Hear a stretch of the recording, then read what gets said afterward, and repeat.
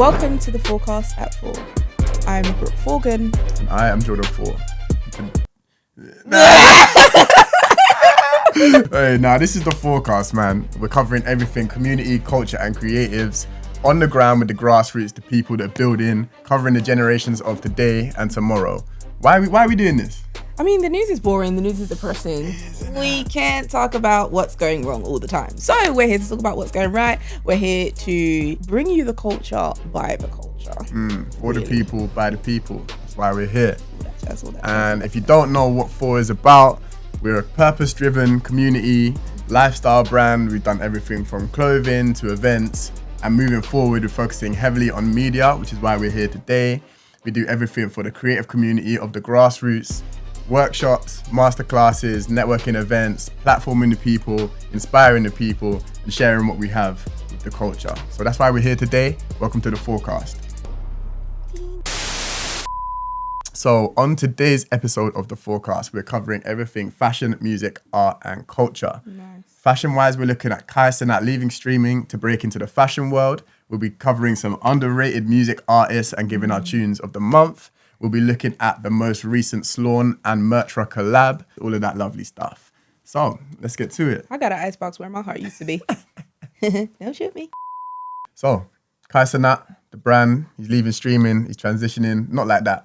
But what do you think? I mean, I think he's lovely. I blindly support Kai. I think he's seems like a good kid. Like, I realized for the younger generation, he's a massive inspiration. Remember, we're in a digital age now, so streaming is a thing now. I think he is like culturally very important for the younger generation. Good role model. Yeah. He's pretty young himself, don't he? Yeah, he's like mid-20s, early 20s, 20 Something like that. 24? 24. 23, 24. I'm not on the streaming thing. I'm not Neither gonna lie. am I. Neither am I. I hear it. I see the clips, but I don't sit down there and watch the live stream. I'm here for it though. Maybe I'm getting too old. That's what I'm saying. It's a young thing. Yeah, it's a young thing. yeah. But I all respect where respect's due. it, Times are different. Things is moving on. So big up him. I'll blindly support him. He's completed the streaming now. He's on to the next side mission. It's looking like that. Clothing. I see brought out some pieces. Are you gonna be copying? Not a bit of me, I'll be honest. But again, like, I don't have a bad word to say about him. If you like it, I love it. Not really for me, but big up him. He's got his audience. You know what I mean? Do you think people will buy it because they like the garms, or are they buying it to support? A bit of both. And I'm so here for it as well. Like, if you like the garms, buy it. If you don't like the garms, buy it. And you like him, I don't follow him closely. But if I feel like just because I've seen his career and I have that respect for him in that vein, if I more followed him, I would definitely just buy one to have one. Yeah. You know what I mean? What do you think? I know the fashion guys are gonna be burning. I know that these designers have been in the trench with no exposure, learning the craft, doing their 10,000 hours, and then they're looking at this guy that's just come along and just decided he wants to make a brand, and then it's gonna blow. Do you know what I mean? I feel like there's a bit of a negative sentiment in the fashion world of like, oh, like you're not in this, so why are you taking this? And obviously you're gonna sort of profit off it without having done all the research, been to the shows, look at the archives, nurtured your aesthetic and your brand over time. I've seen a lot of the memes, I've seen a lot of the things online. I'm not here for it. I think a lot of these fields like that with like fashion that can be a bit sort of enclosed where it's not as welcoming to newcomers. I don't believe in that. I don't believe in gatekeeping. So I think he should do his thing. I'm interested to see where it goes with it. But yeah, I would be surprised to see if he can make as much money from that as he would have been from the streaming, because the streaming bag seems to be healthy. And do you know what? I think people should stop sipping on that haterade, because it's a bad, like, okay, he hasn't done his 10,000 hours there, but if you wanted to go from being in finance and then decide you wanted to be a project manager, no one would be on your dick, so to speak. But because it's like in the public eye, it's like, oh, that's not fair. No, he's done his 10,000 hours in his streaming when he used to sit there, like, and people will consider him in his loser phase, because that's what you are when you're doing social media. You got you're a loser, whatever, no likes, I don't know. No, he's built a cult following and now he wants to switch. So let him switch. Like, who died and made you the head of fashion? You can't even dress. Come on, get your ass. Like, leave him alone, man. Nah, he's a young guy just doing what he wants to do. I mean, when we look at those celebrity brands, right, I think some of them do it right, some of them miss. There we go. If we look at, cool, let's rate them, yeah? So we look at Central C's Cineworld. What do we think? I would need to see it. Yeah. But it's like Beyonce. Whenever Beyonce brings out products, she doesn't tend to transition well. What is it? Creed? Sacred? Sacred has done well now because she done the rollout properly and we all felt a part of the journey. But when Beyonce has other stuff, it doesn't do well. So like, big up him, and I hope his following does come over with him in this side step, vertical step, whatever step you want to call it, into the fashion world, because he's done his 10 hours out. He's done his 10,000 hours at least in his streaming. More than like, come on, man. Yeah, I hear it, man. I hear it. On, man. I just hope it's tasteful, because I feel like sometimes, like Cineworld, for example, I hear it, but are you gonna buy it if it weren't Central C's thing? Is it? It's given. Respectfully, it looks a bit more merchy. Do you know what I mean? It's like indirect merch, and I see it. But you must have seen these wave caps around the hood. Wait, let me see if I can find one. Wave. I'll be honest, that's not a bit of me out. You haven't seen these about? No. You're gonna start seeing them everywhere. Walk down Bricks and Peckham, you'll see these. Come out? These have been out for time. Yeah, exactly. Yeah, these have been out for time, and he has that much pull, and you know what I mean. Yeah. Everyone knows Central City, but I've never heard that before. On a scale of 1 to 5, where we put in this, 5 being the worst, 1 being the best.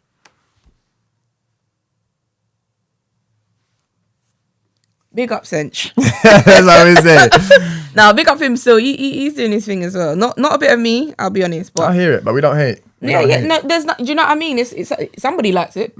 Somebody's buying it. Big up him. And I think if we look at Skepta's mains. Oh, Yeah. Round of applause for Skep. Big smoke. Yeah. What do you think of the garms though? You seen his runways? It seems a lot more higher. He's doing the fashion weeks, it's a lot more considered, I think. You know what I mean? It's very much in line with his brand. Skepta steps out and looks like he smells good. Do you understand? If Stormzy, I feel like Stormzy could even do that because of Melissa's wardrobe. But Stormzy, even like a Michael Dapper. No. You're saying that, but he always steps clean. Like he's not a fashiony guy. Man's not hot, but he's clean. Yeah, he's definitely not hot. He's cold as ice. Kim with Skims. What were you saying? Sorry. Not a fan. What is there to be a fan of? It's plain clothes. Okay. I mean, yeah. Not for you. Not for Brit. Not for Brit. But the Rihanna, the Fenty. No? Slow down. Let's go back to Skims. Okay. What is there to say wow? I feel like a lot of the stuff that they have done is quite repulsive. Like, what is this face wrap thing? Firstly, like it's like a facelift in a hood. I'm not here for that.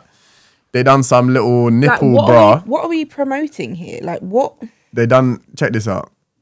Would you rock this? Come on, man. You can't. Come on. You have to stop this silliness now. Stop this silliness with this nipples going out like that. That's wear no bra. You know what I mean? I do. But I'm a free the nipple connoisseur. But just for the nipple, for you nipples for you. Oh my god! Have you heard that they're stealing nipples now? Oh Lord, that's another pod. That's another pod. Anyways, but Rihanna as well. Yeah.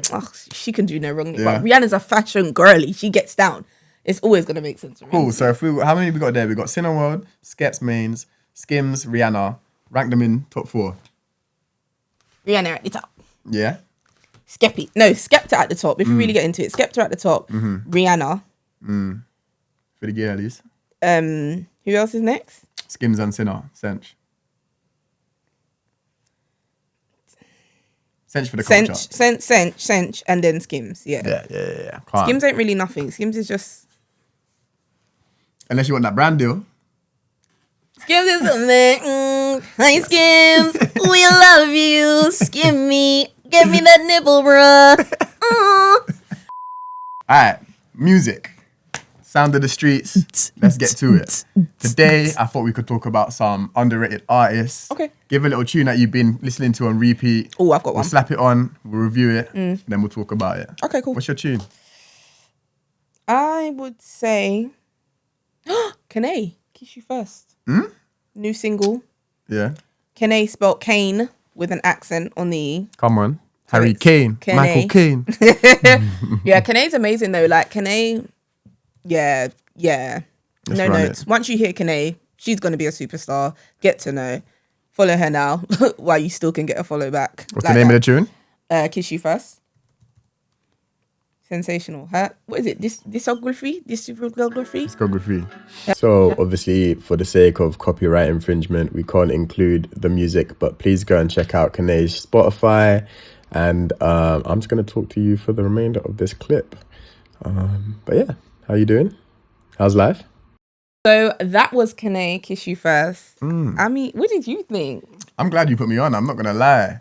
I do like a bit of R&B soul. I'm not going to lie. I can see myself playing that in a little mood lighting, maybe. You know what I mean? Little suggestive. Little suggestive. Nah. When I'm working, I put that on. Just decompress the stress levels and all of that. 100%. Yeah, Kanae's massive. West London massive. Oops. She's on her way to becoming massive. I'm sure. She's like, yeah, man. Couple cool radio plays that she's got. Where can they find her? What are her socials? Kanae Lamard. Kanae spelt Kane. Lamard spelt Lamard. You ain't gonna get me out with my dyslexia. I think it's Kanae.Lamard. Okay, cool. We'll put it on the screen. Yeah. But check her out, man. Her whole, it's not called bibliography, it's called discography. Yeah, that her whole catalog is sensational. So check out Kanae, man. Yeah, you R&B girly. Oh, through and through. Sing along crew. You know me, Pookie. Who have you been listening to? Woo. Who's on your radar? I mean, if we're talking underrated, I feel like, this guy's big climbing, but a lot of people, if they're from outside of London, they don't get the same flowers as they would. So I've been listening to Cast. Okay. Cast. Put me on. Cast 8. Let me play you something. So he just did a recent track with Poser. How long has he been doing it for as well? Because are we really talking about, to classify yourself as underrated, you would have, like, to me, Jasmine Sullivan, until the last album, was underrated. But then again, was she making music? When I say underrated, I mean like some of these guys up north can outshell, outbar, out talent half of these London people, but because they're not in that field, they don't get the recognition, the exposure, the spotlight that they might do. So that's my reason. I feel like, you haven't heard of him. A lot of people haven't heard of him. So if you haven't heard of him, I want to put you onto him. Okay. Bars, the lingo, the Scouse accent. Yeah, let's give it a listen. Big up Liverpool. Oh, me again. Yeah, we couldn't pay for the rights for the song. But here's my voice. Big up Poser, big up Cast. Please go check out the tune on Spotify or your appropriate streaming site. And back to the show. Yeah! Oi, from you start saying I was an accolade up in new things, yeah. But shout out. Cast. Shout out Cast. Cast. That's Cast 8 on socials. That was his tune with Poser. What's good? Definitely check it out, man. I've seen him doing a few cyphers. He's releasing a lot. And for me, I think the Scouse accent works really well on UK rap, grime, even Jersey. But Esdeekid, you seen the news? You seen the face reveal? The people, them are big man. Hey, he's big man. You know what? I kind of wish it was Timothy Chalamet. But I think that just goes to show when label politics gets involved and you mess with the wrong people, you're going to get exposed. So, but I feel like labels really, and shout out to labels, but really defeat ecosystems in their purest state when it comes to musicians, when it comes to creativity. They get in, they meddle, and they just... The music industry... Do us! Might quite possibly be one of the most toxic, manipulative, exploitative things that I've experienced from the outside looking in, through my friends, through what I hear, through the behind the scenes of, let's reel this person in with an advance of 60K. And you're like, 60K, yeah, cool. Little do you know that that's a loan that you got to repay in blood, sweat and tears. So you might be wanting to put out music and they're blocking it, so you can't even recoup that. So now you're locked into this thing that at the time seemed like a good decision. But 2, 3, 4 years down the line, when you've put out 2 tracks because they're blocking everything that you're trying to make, and now you're trying to remold your craft into something that's packageable to an industry that's not even really appreciating the roots. Not for me. It's tight. It's very, very tight. I think you've got to do your research. But it's not always just about research as well, because people are quick to jump online and be like, no, they didn't read the small print. Yeah, shut up. ChatGPT that. Sometimes, maybe. No. Get a lawyer. Yeah. So this is unverified. This is breaking news. But the face reveal, if you heard his tunes, Esdeekid, would you expect him to look like this? Maybe. Absolutely not. Is that a bit of you? Moving on. Okay. Slawn and Mertra. That is, you know Slawn? Yeah. What a guy. Mertra, Australia-based streetwear brand. Nice. They've come together for a small capsule. And I'd be very surprised if you haven't seen the marketing rollout. That's guerrilla marketing right there. Yeah, bro. The Land Rover through the gallery wall.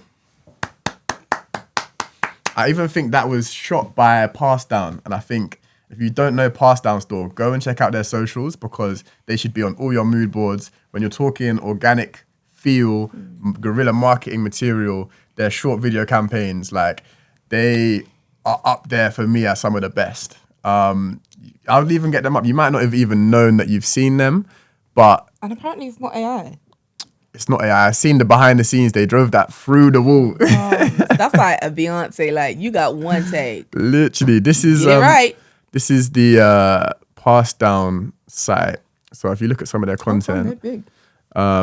Some of their videos, the favorite one for me that I would be surprised if you haven't seen is the one where they crashed the whip into the bollards. What? And then you get the guys coming out in the puffers, but they just keep coming. Oh, there's bare of them. That's There's smart. bare That's of good them. editing. And I think for me, like, doesn't feel like they're trying to sell a puffer. They're making viral content that has now got over 2 million likes on Instagram. And now you know about it. Like, half the people have seen this video, 48 million views on Instagram. And you know, Nora. if they just put up a video of someone in a puffer, it's not getting shares like that. Yeah. You're not gonna remember it. So Pastdown, if you don't know already, get to know. I feel like a real... If you're doing branding right, you're penetrating people's subconscious. Oh, yeah. What? Subconscious. Come on. Nah. Marketing for me, do you know what I think mean? like, if you look at today's day and age of attention is currency, you can't try and sell a product just overtly like, here's my product, buy this. Yeah. You have to weave it into a narrative. You have to weave it into something that's attention grabbing, and you have to make it memorable. 100%. So that's why the virality of these things goes so much further than just, here's my product, go buy it. Yeah, because no one cares. So until they care. What do you think of the garms? That's the real question. We've got the graphic tee, we've got prints. I believe there is a hoodie as well. Thoughts? Not for you? Yeah, it's not really my style. The bag? The bag's cool. The bag's very cool. Yeah. I like the windbreaker as well, actually, to be honest. I really like that colour palette. It's different. Do you like Slawn? Yeah. Yeah, I don't really have any like massive dislike or like, but I see him pop up. I see him and I rate what he's doing. Because again, like art is kind of a world that seems quite non-inclusive. It seems like if you're in, you can be in, and you're allowed to be in. And even when you're in and allowed to be in, there's only certain things you can do and certain ways you can be in. If you're not this caliber, it's not really acceptable for you to draw a scribble and get 3 million for it. But if you're not, do you get what I mean? Yeah. So I've always been puzzled by that question of like, where does the value of art actually come from? they're laundering money. There's a clip. Get you some art. There's a clip of Slawn talking about this, where he says like, it'll put up the work for sale and you can bump the price up by essentially getting your brethrens or a collector to buy it at that value, get it back from them. And now you've solidified that this painting is worth this much on the market. Oh, that's busting. Could be 100 grand, could be more. And that's what they're doing behind the scenes of building up the value of these pieces. Because at the end of the day, if it's not from the actual professionalism and the talent and the craft that's gone into the work, where does the value come from? Who's decided that this is worth like $1 million? It's all branding, you know what I mean? And what underpins branding is marketing. Hey, let's make something shake. Yeah, should we start Let's painting? make something shake. I can draw scribbles as well. Do you And get I can it? market that, you know what I mean? Listen, we put our life savings together. We'll get it in. We buy it, or you buy it. Give that back. Listen, Come on, let's man. make something shake. monetizing art. Multiple ways you could do it. Slawn has the cheat code. Genius. So tell me how, in one evening, in one exhibition, you can sell 1,000 this size canvas for £1,000 each. Gangster. How much is that? Gangster. How much is that? I didn't pass math. I don't know. 1,000 times 1,000. A trillion. He's a billionaire. He made $1 million What I know is he's a gangster. overnight. Oh, he's so cool. And look, he's doodling. Doodle King, Doodle King. He's literally... Put some respect on his name. Put some respect on that. You're going to tell me that doesn't look like a doodle on the front of your book? I would say that looks like years of scribbling on style. But now it's become his style. He is dope though. If I showed you that, you would know who's done it. Of course, that's become his style. All right then. So is it a doodle? I'm not saying... Listen, some doodles are busting, you know. Symbol? Listen, his style is doodle style. But for those of you that can't afford £1,000 for a camera, let's be honest, that's like the lower end. £1,000 for a Slawn canvas, you'd be good to grab that. I actually managed to pick up myself. I would love one of his paintings or one of his whatever's this artwork business. I would also love a painting by Slawn. We love you, Slawn. Yeah, Slawn. I managed to grab myself a pair of the Doodling again. The AM90s. I haven't worn these yet. You know them ones where they're so nice, you got to keep them on ice. Look at these, man. I went for the white pair. They came in black as well. They're so nice. You should have bought them twice. I wish I had. They don't make them in kid sizes. But yeah, these for me, I think like I'm not a big Air Max 90 person, but I had to grab them just for the culture. What did it say inside? It's literally got like a little poem or a little spoken word. Shall I read it? Yeah. Slawn, the impact of an enigma is... You can't read. Slawn, the impact of an enigma is in his footprints. One step at a time, Oluwalu. One step at a time, greatness to you. Love you, Babula, 23. Poetic. I probably butchered that. But you know what? Big up, Slawn. Oi, that is beautiful though. Do you know what that sounds like? That sounds like an African proverb. And I probably absolutely butchered that. But I'm not African. So, you know what? The crep for me, I'm going to have to rock them out at one time. You can't. No, I want to get them signed. I want to get them signed. Slawn, come on the pod and sign these. Anyone got a little a little phone number for Slawn, I would love to get these signed. Slawn probably watches it. Come on. Well, no one's watching it right now. It's not even aired. You gotta speak things into existence. Tag Slawn. W's in the chat. Tag Slawn. Come on, chat. I think this is such an... You know what? Like, as a kid growing up, I think everyone wants a Nike deal. Like, the Jordans, you know, all of these things. Like, this is such a rite of passage to have this. So, big up Clint with Cortez. And big up Slawn for these, man. Because this is a piece of history for real. Yeah, you can't ever wear those. I'm putting them back in the archive. That is absolutely phenomenal. And you know me, I'm hard to please. Don't know about that. Well, no, that is absolutely stunning. Big up Slawn. Big up Slawn. And also, big up Nigel, who works with Slawn, doing all of his inflatables and little sculptures. I feel like a lot of people don't know about Nigel, man. If you don't know, get to know. Nigel, VME. Big up Nigel. Niger, man. Nige. I mean, let's do a deep dive. In this day and age, is it sustainable to be a creative and a creative alone? When I say that, I mean, can you follow your creative passion and turn it into a job? Or is it always going to be a side hobby, a side thing? You know, I feel like most creatives that I know, they supplement their income with part-time job, agency work, these things. Like, in today's day and age, especially in London with the cost of living, how are people making ends meet? I feel like I'm an all-in or all-out person. So, like, you know, I resigned from my job. It was a toxic working environment. I think if it wasn't, maybe I could have still done what I was going to do and, you know, made something shake with my creative output, whatever you want to call it. Is it worth sacrificing your time and your creative passions for the safety net of the salary? I think I think to make blanket statements is just stupid. And I think everybody wants these like one answer sound bites. And it's like, it's like saying, what should I invest in? What are your goals? What are you, I mean, it's all for you at the end of the day. But like, what are your goals? What are your timelines? How volatile can you afford to be? Do you want to put a time thing on it while you kind of go and then pull back? But I feel like it's just do whatever fits you. But feels right, make it work. You have to know that in your journey, at some point, you will feel uncomfortable. But when you have the financial safety net, you also will feel uncomfortable. I'll say just don't jump without a safety net there. Do you know what I mean?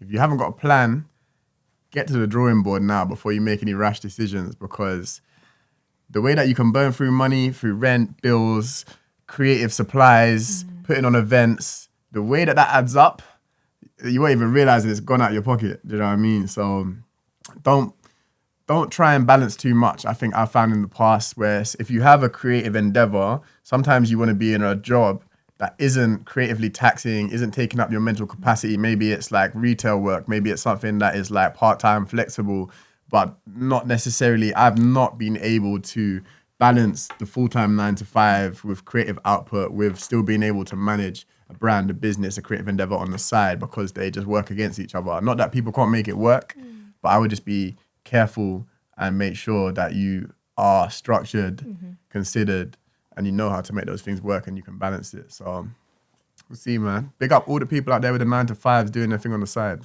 I would say, as much as I respect you and like a lot of people respect you as well, also think about advice that works for you and for your personality type. I thrive on pressure. If it ain't on my ass, it's like, I'll get to it. It's not, let's say, once that pressure comes in, I'm locked in, right? I can do 2 weeks worth of work in an 8-hour thing.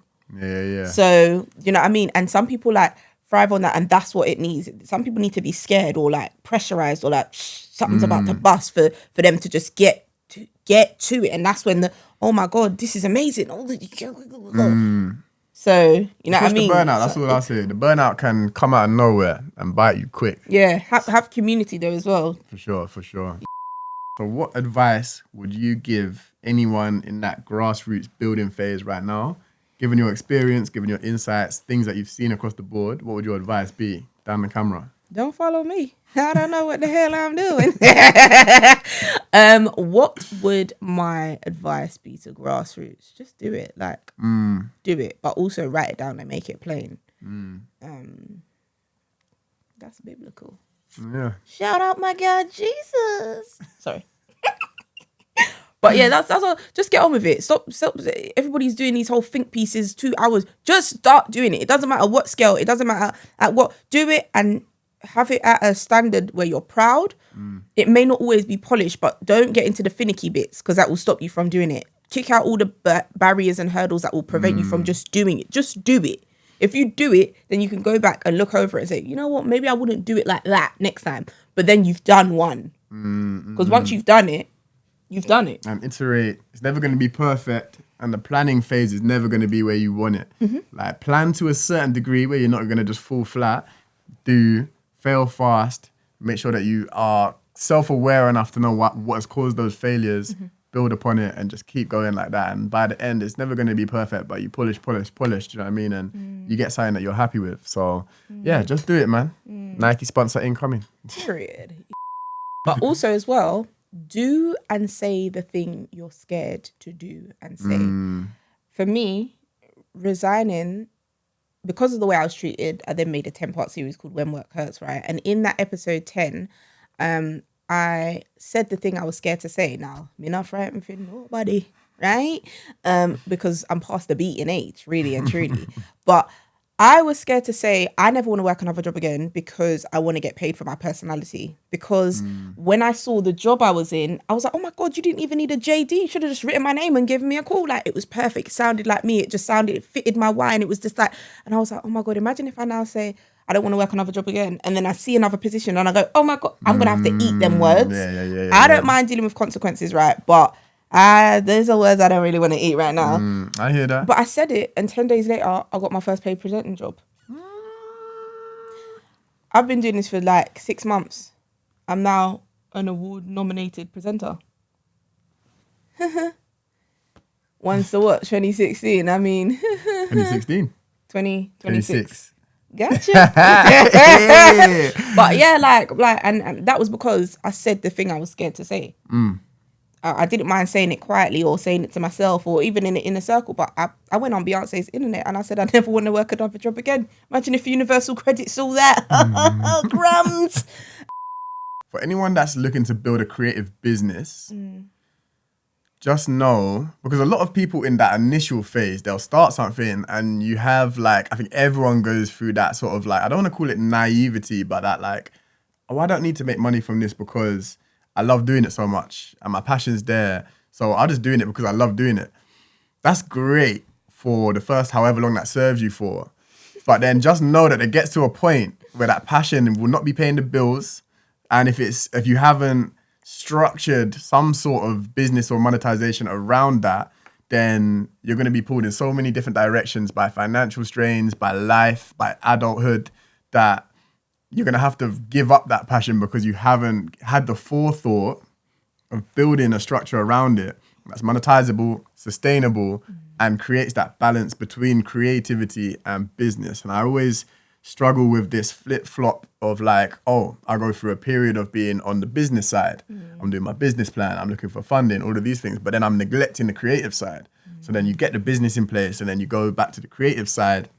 And then you're sort of letting the business side run itself, hopefully, but it's like you need to keep pivoting and adjusting, refining things. So just like finding systems through which you can bounce off the creative and the business side, or have a community and a great team around you to support that. It's vital that you don't neglect either side, the creative side, the business side, find a balance. And on that point of team and team building, create something that people want to be a part of. Yeah. And whether that's leaning on in the early stages, volunteers, interns, anything like that, you need to build something from that initial point of passion where you're saying, I'm just doing this because I'm passionate about it. People see that passion and they invest in it, they buy into it.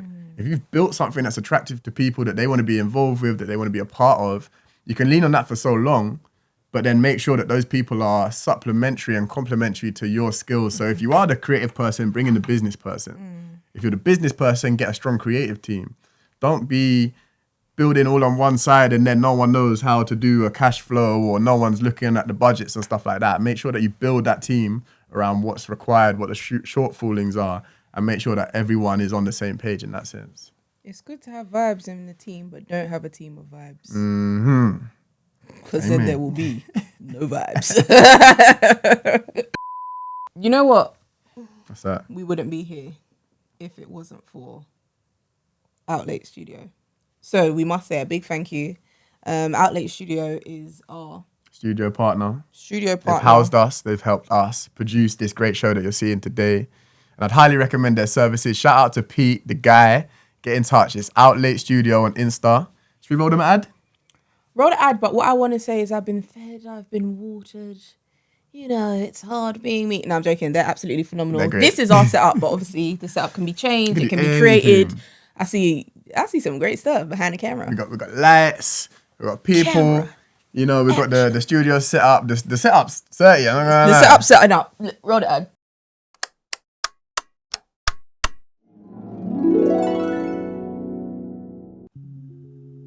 Hey everyone. Welcome to the Other Too Many podcast. I have a special guest with me today, Craig. So, are there too many podcasts?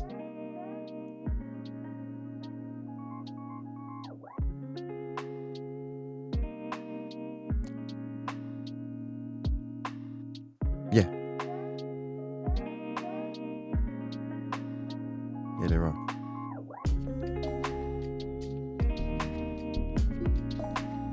Well, there you have it. So don't forget to like, comment, and subscribe. It really helps us build our channel. And I'll see you next time.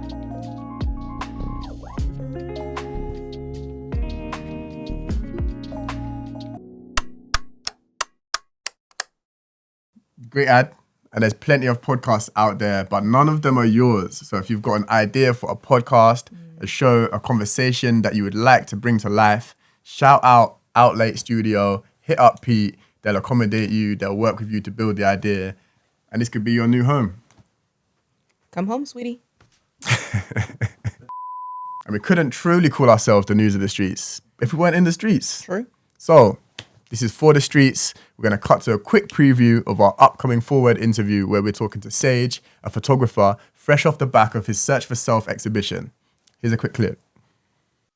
Being a creative in general, there's a lot of ups and downs, and there's so many opportunities for you to doubt yourself and for you to have excuses to not do anything.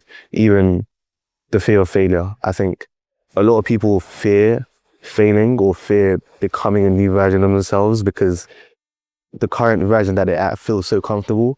But beyond that is what really gives you the gift of life, bro. Do you know what I'm saying? I think even with this new collection I'm shooting and the amount of work I want to do this year and the new systems I've implemented into my artwork and just my model as a whole as an artist, I'm even still a bit fearful of what I want to do, but I know I have to do it because I feel like I've been given a responsibility to do something. Do you know what I'm saying? Shout out the homie Sage. We had a great conversation. Everything about creativity, the journey, getting into exhibitions, and the backstory of this guy's amazing work. So if you want to go see the full interview, go to our Patreon, support for the community, where you can see the full long-form conversation. Shout out to homie Sage. That's Sage Complex on Instagram. Go check out his work. And book him. Pay the guy. Coming up next, we have FOREFM. And you actually done a dope set, or recorded a dope set, I should say, with SteezisKey. My guy. Sensational 140 God. Dare I even say. The streets were out for that one. The streets were Can't out lie. for that one. This is the sound of the streets. Check it out.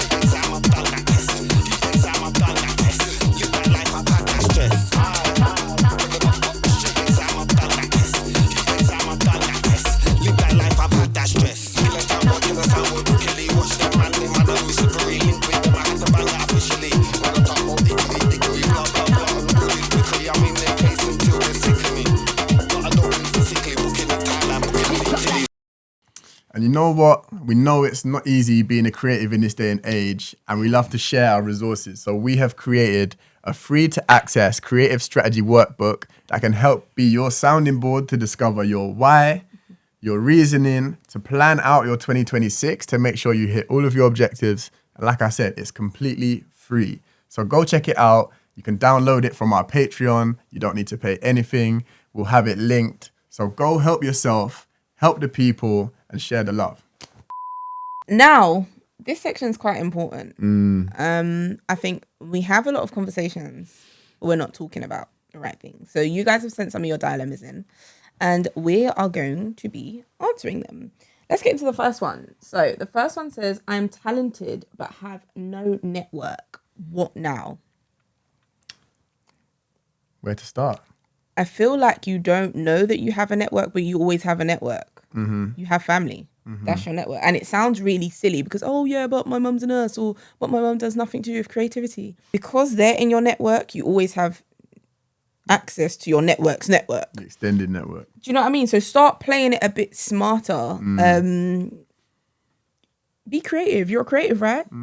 Duh. I think also like putting yourself out there vocally as being someone who's doing something, even if you aren't doing outreach. If someone knows that, for example, Brooke is a presenter and she's doing that vocally online in front of people, socials, wherever it may be, whenever that person either needs a presenter or knows someone that needs a presenter, you're going to be front of mind. They're going to hit you up because you're out there. You're putting yourself out there. Your network then expands exponentially beyond the people that just follow you. It's someone that knows someone that knows someone. But also, don't be afraid to ask to go for a coffee with someone. You know what I mean? That coffee can go a long way, a conversation. And again, this thing just like amplifies exponentially through the people's for the people. You know what I'm saying? Period. And let me tell you something, because it can get very real with finances. Get there early, get hot water, which is free, and then you can pay for their coffee. If you can get on the bus there, get on the bus there. If you can walk there, walk there. If you can get on the Santander bike and get there in 30 minutes, you've got there for free. So do you know what I mean? Like try and be smart about things as well. Because I know like people are like, oh yeah, but I can't even afford a coffee. Okay, well Pookie, you can afford free water. There we go. Get smart. Come on, it's never just a coffee. Okay, so the next one that's come in says, I'm tired of doing unpaid work, but I need exposure. For me, I have, and you know what, I'm not even going to claim this because I got this from my good friend Josh Brown, who's a photographer. And he got it from somewhere and do you know what I mean? But there's this criteria of 3 Fs. So is it fun? Does it provide funds? Or is it for your folio? And as long as it ticks 2 of those boxes, you can do it or you can make an educated decision to do it or not. So for example, if someone asks you to do something and you're like, oh yeah, this is really fun and I can put it in my portfolio, it makes sense. If you're like, oh, this isn't that fun, but you know what, it's paying me and I can put it in my portfolio, great. If it's something that's like, I can't really put this in my portfolio, but it's fun and it's paying me, the 3 Fs, fun, funds, and folio. So that, I think, provides you a framework to say, cool, if it's unpaid, at least I'm getting this exposure. Or if it's not getting exposure, at least I'm getting paid for it. And there's a load of fun along the way. I don't know how you feel about that. You need exposure and you're doing a whole load of free work. How are you doing free work and got no exposure? I don't even understand how those things go together, really. And I'm not even trying to be silly here. Like, I just don't really understand that. And if you're doing a load of free work, how are you showing up whilst you're doing the work? Because I, from young, have worked like I was getting paid. Whether it's £1 million or not, you're always going to get the same, Brooke Morgan. Because ultimately, the integrity of my brand and of my work ethic, which is unspoken code, you're not going to see that in the whatever I produce, or you get what I mean? Oh, they don't write you know what I mean? Judge my work ethic. But that's what got me all the calls back. Oh, we like her. She uses her initiative. Oh, she's quick on delivering the asset. Oh, she's whatever. Oh, the turnaround is good. Oh, her energy is nice on set. People buy into people. So are you exposing yourself enough? Who you are as a person, your work acumen and how you are. Whoa. Why? keep your clothes on now. But yeah, who you are, what's your nature? Expose that side of yourself. Right, the next one says, how do you stay motivated when nothing's landing? Now, this one is good because, child, people be like, oh, it's only a matter of time. Hurry up. I ain't got too much left. Yeah, boy, it's a good one. You have to, comes back to your belief systems, isn't it? And your value systems, really. And who is your network? Who is your, who do you seek counsel from? Because I think that plays massively into your motivation. Who are you surrounding yourself with? What would you say? I think what is your why? What is your underpinning motivation for doing something? Like if your thing is to, I'm gonna make a video and go viral and it's not going viral, I think it's the wrong why. But I also think that like you need to understand why it's not landing and sort of iterate on that, see what you can do to improve, tweak, pivot. But how do you stay motivated when nothing's landing? I think a lot of people can get tied up and what's the word? If you get too attached to something that you think is going to land but may not then land the way you thought it did, you're going to get demotivated. You're going to feel, I'm failing. This isn't what I thought it was going to be like.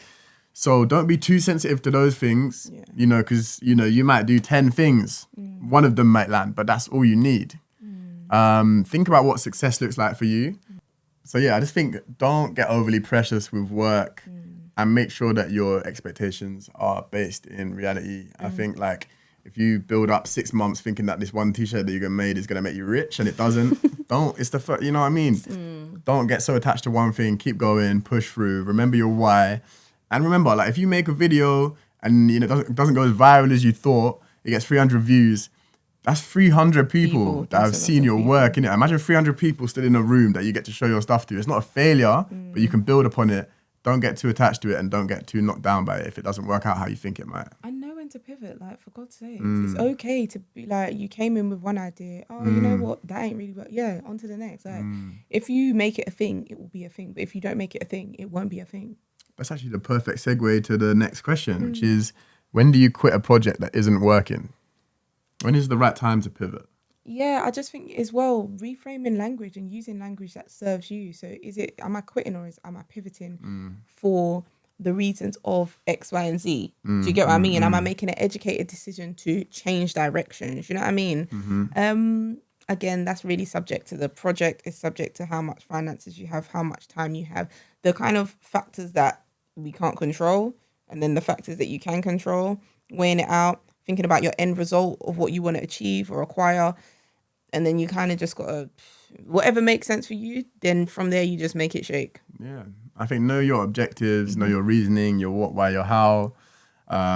Set smart goals, you know, track your performance, your success. If it's not working and it is continuing to not work, maybe tweak something. Don't, you know, I think you only quit or you only fail when you quit, when you give up. Yeah. But there's nothing wrong with that.